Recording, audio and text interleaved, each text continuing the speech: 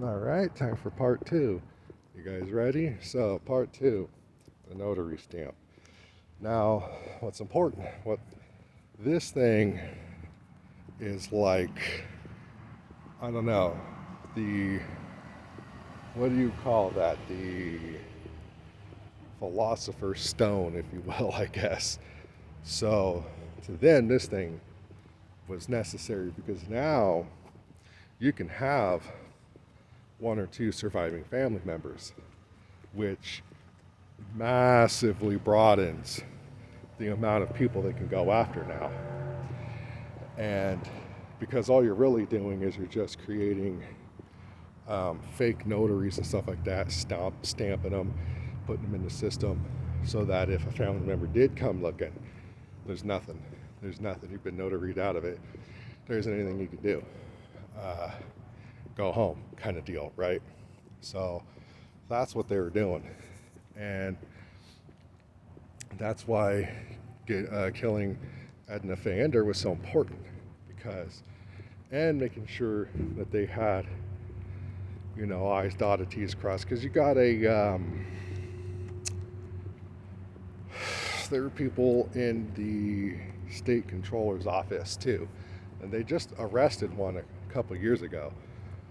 Um, and then maybe 2 weeks after they did that, the former, which was Betty T, um, so she was the one that was originally on the case. And then in July 2018, I think, like in July 20th, 25th, something like that, she was, somebody tried to kill her. And she had to come home early because of this threat. And her husband, they even left their car at the airport because they were in a police escort vehicle. And this police escort vehicle was hit by a car going well over 100 miles an hour by there's a tunnel, the Bay Tunnel, down over there in like Oakland, Hayward, or something like that, where that happened. And she was in bad shape. And so she disappeared for years. That was 2018. I hadn't heard anything about it since. No follow-ups, no anything. So fast forward to 2024, 2023, they arrested a guy in the state controller's office and seized a bunch of computers and stuff like that. And the current state controller was talking about how there was a large FBI presence there and they wouldn't tell her anything and all this kind of stuff. Well, I know why.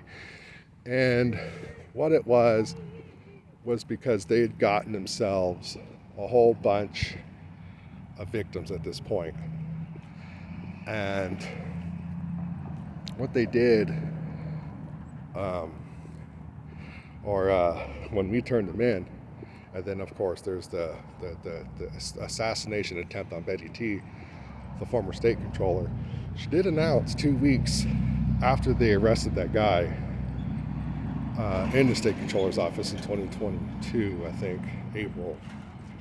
She announced her bid for California governor. So now she's a part of a governor's race, apparently. And I guess, so that's kind of the last I've heard of that. I haven't heard really anything since on that end. And we were just able to find the proper channels. And that's how we actually got to that point. And one of the things we ended up doing, I ended up doing was I started to have a theory where I knew for a fact that something was wrong. And something was wrong with the whole crematorium thing, because they also cremated Edna Fayander. And when you really look at it, she has like a super expensive headstone, and I think like $70,000 or $80,000 headstone was supposed to be buried on her husband. And my step grandpa at the time and who was obviously deceased, and they cremated her and then put her urn on top of the casket instead. So weird, I know. Um, the closest family friend, which is basically a family member at this point, uh, wasn't invited to the funeral. Aunt Marlene goes to every freaking funeral that's in the family, and that's just all there is to that. And she wasn't invited. We found her. She's in Antigua, like one of those, like home things where you know, they take care of you or whatever. I don't know what you call this thing. It's not hospice, but kind of like that. And so that's how we knew she wasn't even invited. We only knew because my uncle was there, and he called my dad and was like, what the heck's going on? Where's, my mom and stuff like that. But we couldn't have been there because we would have seen everything. But because of the notary, because of all that stuff that we didn't even know about, we would have got destroyed in court and all that stuff had we tried to pursue anything. That's deep. That the police chief of Tracy was involved, not just Steve Moore.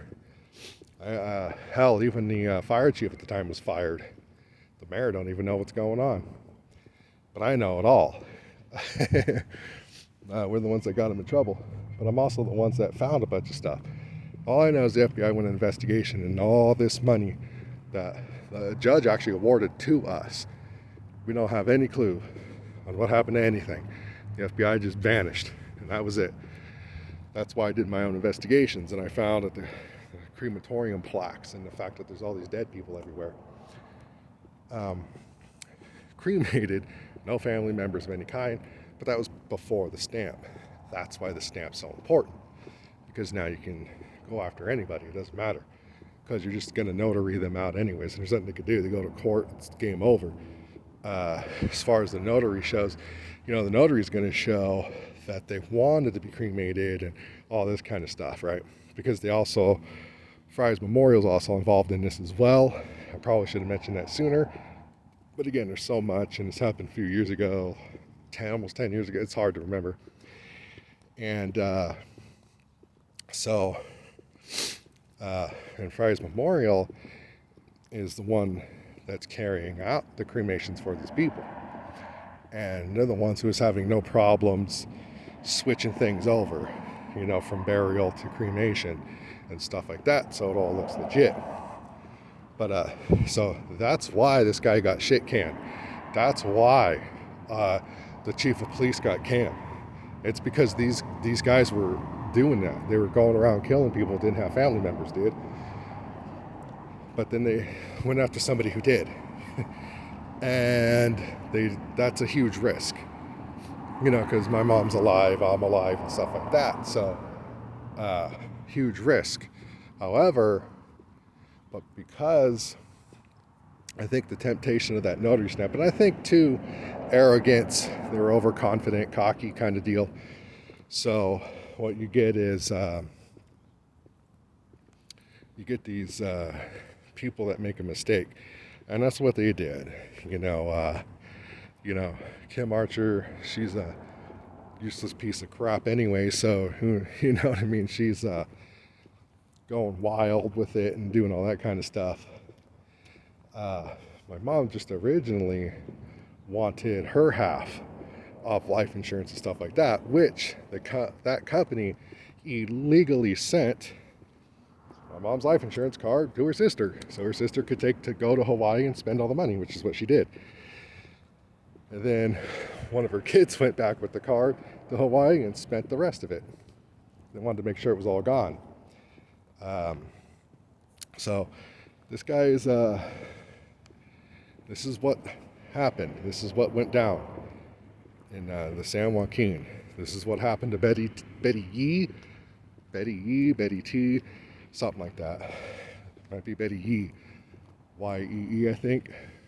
She was the one that did the state, because she was in charge of the state controller's office before her attempted assassination. So this is kind of where we're at now. And I know the FBI is going back to California to do some more investigating, but I doubt this stuff's probably beyond covered up at this point and is long gone, and there's nothing that could be done about it. But it is healthy to get it out there, to let people know this is what actually went down.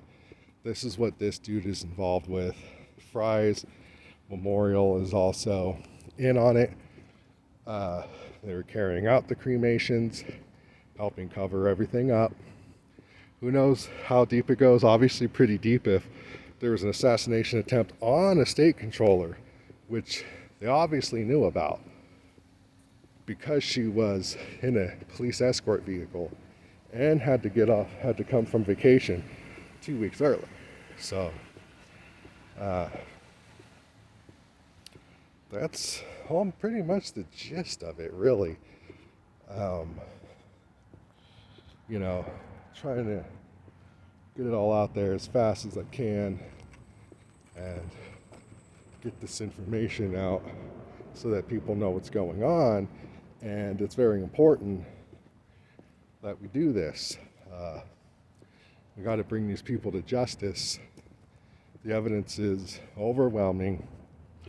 You could go down, I bet, to Southern California, where those 4 police departments are located. Go to the nearest cemetery, check out the crematorium plaques, and what you'll find is the ones that don't have any quotes on them are still alive. And those would be the earliest victims before they got a hold of the notary stamp. And God only knows how many they were able to do once they had that bad boy. I mean, holy crap. I don't even know. That's 5 years? They would have had that thing for over 5 years. 100 people, probably more. So it's definitely worth the investigation.